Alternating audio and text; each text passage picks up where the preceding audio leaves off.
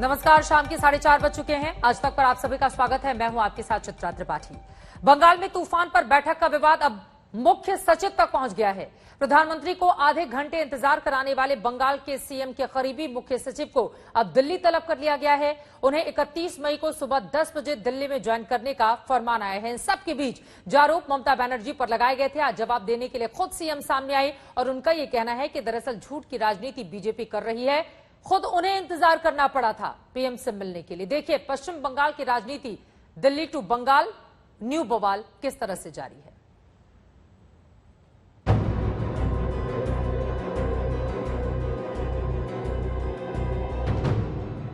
तूफान पर बैठक ने इस खाली कुर्सी ने बंगाल की सियासत में उफान ला दिया। प्रधानमंत्री की बैठक में बंगाल की मुख्यमंत्री ममता बनर्जी नहीं आई। ममता इस अहम बैठक में शुभेंदु अधिकारी के बुलाए जाने से नाराज थी। नंदीग्राम से हराने वाले शुभेंदु अधिकारी को बंगाल विधानसभा में नेता प्रतिपक्ष होने के नाते न्योता मिला था। बात यहीं खत्म नहीं हुई। बंगाल में तूफान से तबाही का जायजा लेने पहुंचे प्रधानमंत्री मोदी से आधे घंटे इंतजार कराने के बाद भी ममता के साथ उनके मुख्य सचिव अल्पन बंगोपाध्याय भी थे। इस गुस्ताखी के लिए ममता को केंद्रीय मंत्री और बीजेपी नेता संविधान का पाठ पढ़ाने लगे। केंद्रीय गृह मंत्री अमित शाह ने ट्वीट किया है, ममता दीदी का आचरण दुर्भाग्यपूर्ण क्षुद्रता है।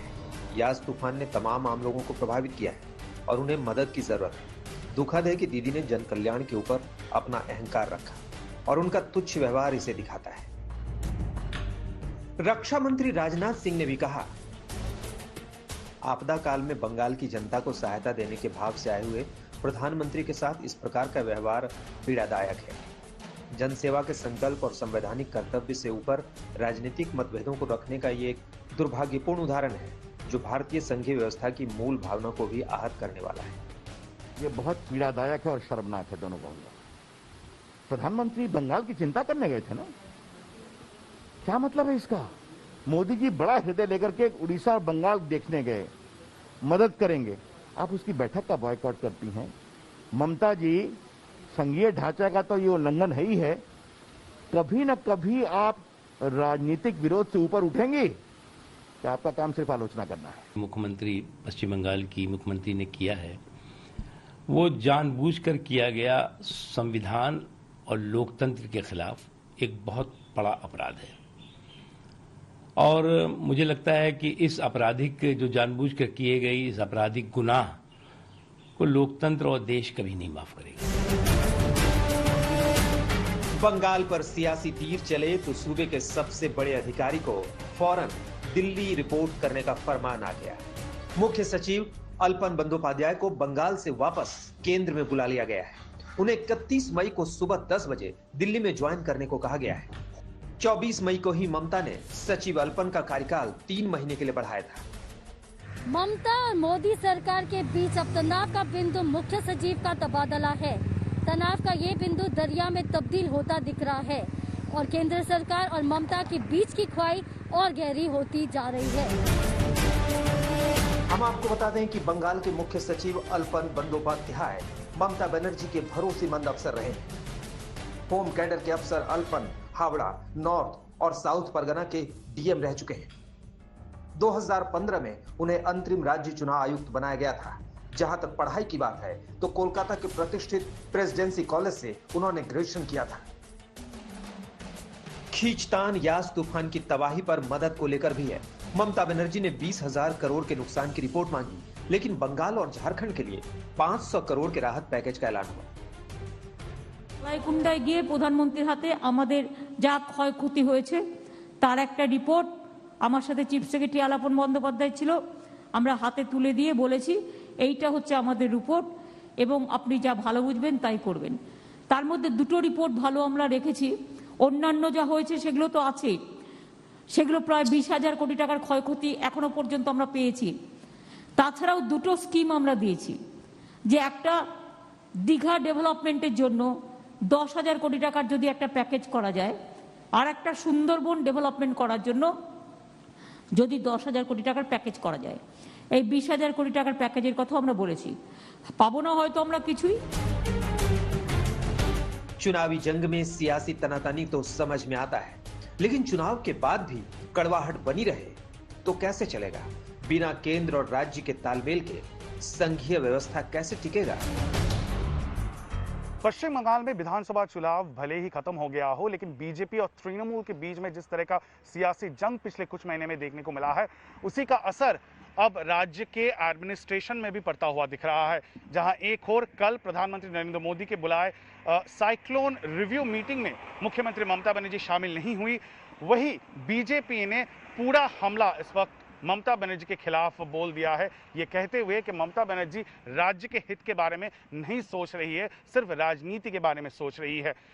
वही तृणमूल कांग्रेस ने दावा किया है कि केंद्र सरकार से 20,000 करोड़ डैमेज में मिलना चाहिए राज्य को, लेकिन मिला सिर्फ 500 करोड़ रुपए है। और ममता बनर्जी ने यह कहा है कि जिस तरह के साइक्लोन अम्फान पिछले साल के बाद सिर्फ 1000 करोड़ रुपए केंद्र सरकार से अनुदान मिला था, इस बार राज्य सरकार केंद्र से ज्यादा आशा नहीं रख रही है।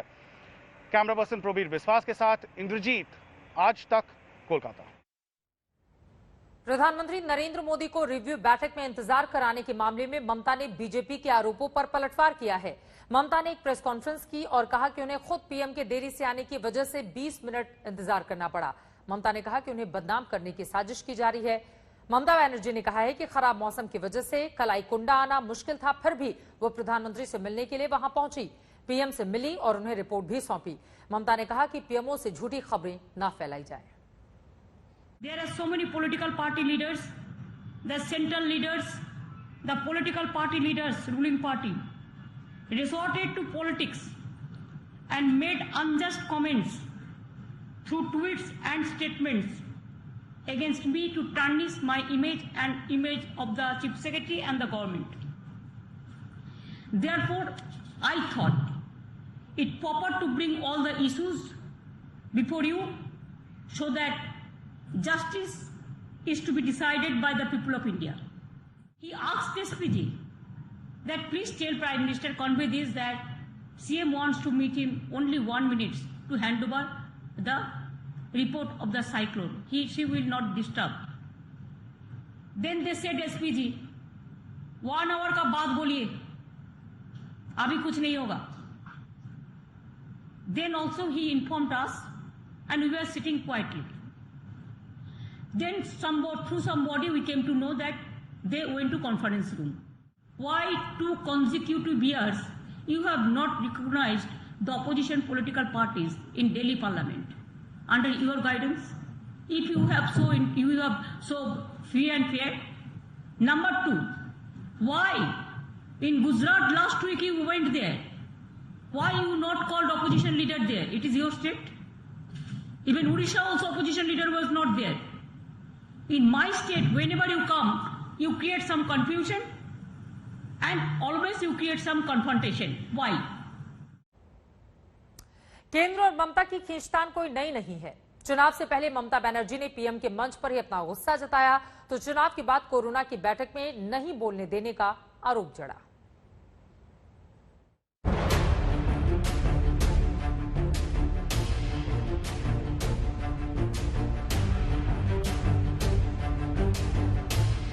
प्रधानमंत्री की बैठक में ममता बनर्जी की ये नाराजगी कोई पहली नहीं है। इस बार तो ममता बैठक में ही नहीं शामिल हुई, लेकिन 20 मई को कोरोना पर वर्चुअल मीटिंग में ममता ने शरीक होने के बाद अपना गुस्सा निकाला। उन्होंने बैठक को फ्लॉप शो करार देते हुए आरोप लगाया कि उन्हें बोलने ही नहीं दिया गया।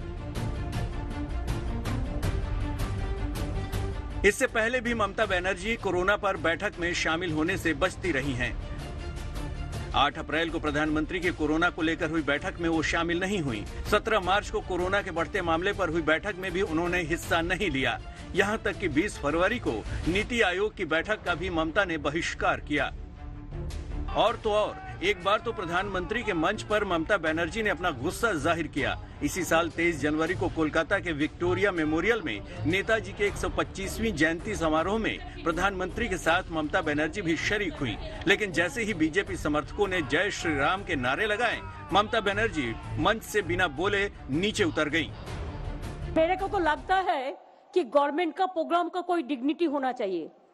एक गवर्नमेंट का प्रोग्राम है, कोई पॉलिटिकल पार्टी का प्रोग्राम नहीं है, ऑल पॉलिटिकल पार्टी का और गरम पब्लिक का प्रोग्राम है।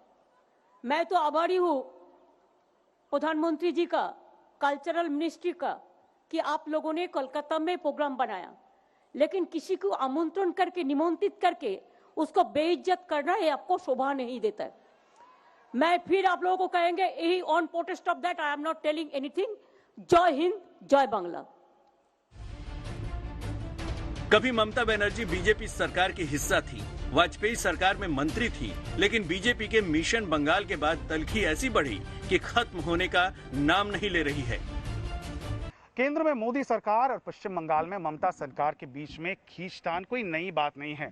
पिछले कुछ महीने पहले जनवरी में जब कोलकाता में प्रधानमंत्री नरेंद्र मोदी नेताजी सुभाष चंद्र बोस के जन्म जयंती के अवसर पर एक बड़े प्रोग्राम को शिरकत कर रहे थे, तो उसी प्रोग्राम में मुख्यमंत्री ममता बनर्जी को बुलाए जाने के बावजूद वो उस प्रोग्राम में भाषण देने से इनकार कर दिया था, ये कहते हुए कि उनका अपमान किया गया था। और यही सिलसिला फिर से एक बार देखने को मिला जब प्रधानमंत्री नरेंद्र मोदी पश्चिम बंगाल में यस साइक्लोन के बाद रिव्यू मीटिंग करने आए, लेकिन ममता बनर्जी उस रिव्यू मीटिंग से नाराज थी क्योंकि वहां पे शुभेंदु अधिकारी जो बीजेपी के एमएलए हैं उनको बुलाया गया था। ममता बनर्जी हालांकि उस मीटिंग पर गईं और प्रधानमंत्री से भेंट जरूर की, लेकिन इसको लेके एक नया राजनीतिक संकट पश्चिम बंगाल में पैदा हो गया है, क्योंकि अब केंद्र सरकार ने पश्चिम बंगाल के मुख्य सचिव आलापन बंदोपाध्याय को सेंट्रल डेप्यूटेशन पे बुला लिया है और इससे ममता बनर्जी और तृणमूल कांग्रेस काफी नाराज हैं। कैमरा पर्सन प्रवीण विश्वास के साथ इंद्रजीत, आज तक, कोलकाता। बैठक विवाद में शुभेंदु फैक्टर का बड़ा रोल है। नंदीग्राम के संग्राम में ममता बनर्जी को हराने वाले शुभेंदु को पीएमओ का न्योता आया। इसके बाद से ही लगने लगा था कि पीएम की बैठक में कुछ तो होगा।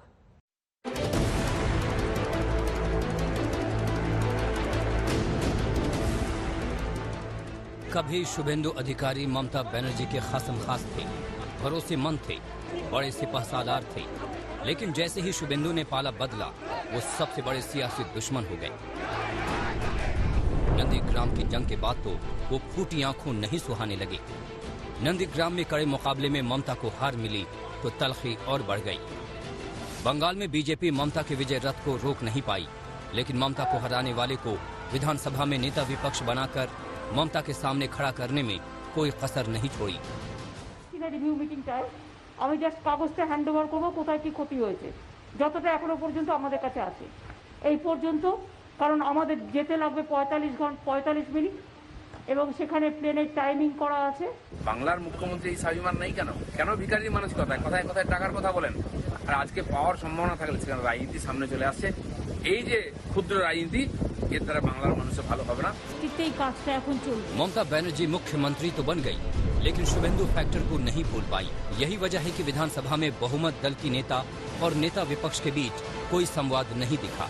और जब यास तूफान की रिव्यू बैठक में पीएमसी ने बतौर नेता विपक्ष शुभेंदु अधिकारी को भी न्योता भेजा तो ममता के जाने पर अटकलों का बाजार गर्म हो गया। ममता ने यास तूफान की रिपोर्ट तो सौंपी, लेकिन बैठक से कन्नी काट गई।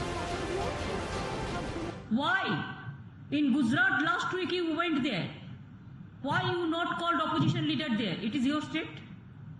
Even Odisha also opposition leader was not there. In my state, whenever you come, you create some confusion and always you create some confrontation. Why? Suvendu ने ममता के इस बर्ताव को ओछी कहा, हालांकि बैठक की बात को कहने से मना कर दिया। अब जब बैठक का विवाद मुख्य सचिव तक जा पहुंचा तो ममता और शुभेंदु फिर आमने सामने आ गए। ममता ने कोलकाता में प्रेस कॉन्फ्रेंस कर केंद्र पर हमला किया तो शुभेंदु ने ममता की प्रेस कॉन्फ्रेंस के बाद पलटवार करने में कोई कोर कसर नहीं छोड़ी। बंगाल की सियासत में ये तो बस आगाज है, अभी और कई मौके आएंगे। ममता और शुभेंदु का आमना सामना होगा तो देखते जाइए ये तलखी कहां तक जाती है। नंदीग्राम से जो लड़ाई शुरू हुई थी ममता और शुभेंदु के बीच, वो अब बढ़ती जा रही है। एक समय ममता के सिपहसालार रहे शुभेंदु अब बंगाल में ममता के सबसे बड़े राजनीतिक दुश्मन है। अब इस शत्रुता की कीमत कौन चुकाएगा, ये तो वक्त ही बताएगा। प्रेमा राजा राम के साथ इंद्रजीत कुंडू, कोलकाता, आज तक।